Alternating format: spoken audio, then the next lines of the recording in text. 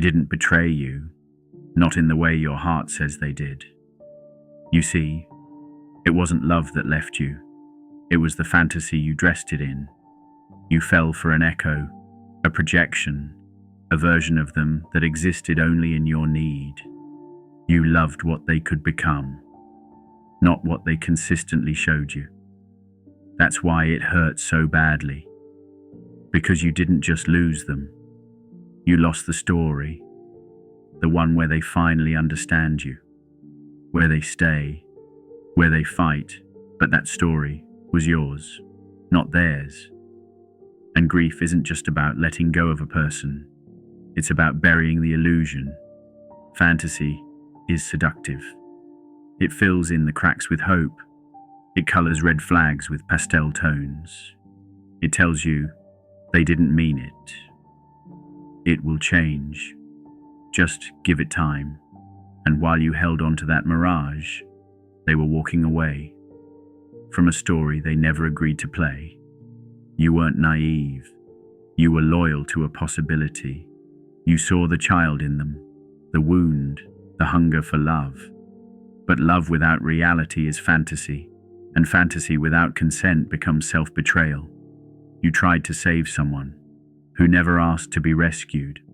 There were moments, little glimpses of something real, but a moment is not a home, and a promise without action is just a performance.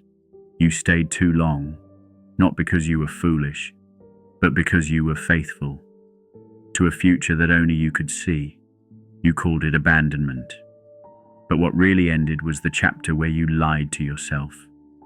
You clung to the version of them that apologized just enough, touched you just right, made you feel seen once in a while. But your soul was starving, while your fantasy was being fed. No one talks about the violence of hope, how it keeps you begging at doors that only close. You loved them with your potential. You saw their light and ignored their darkness. But you can't love someone into becoming. You can't stay loyal to a dream while losing yourself to reality. Here's the truth. You weren't rejected. You were released. Released from the weight of false hope.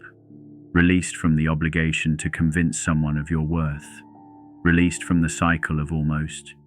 And in that space, you meet yourself, without the mask of almost enough. The child in you wanted to be chosen, to be kept, to be safe.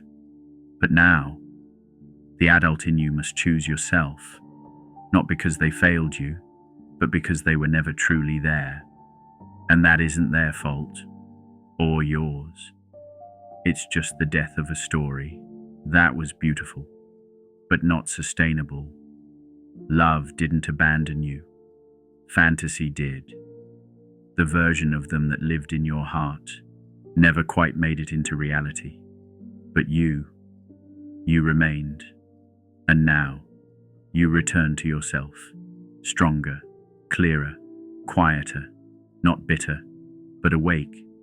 Because sometimes, the real healing begins when the dream ends.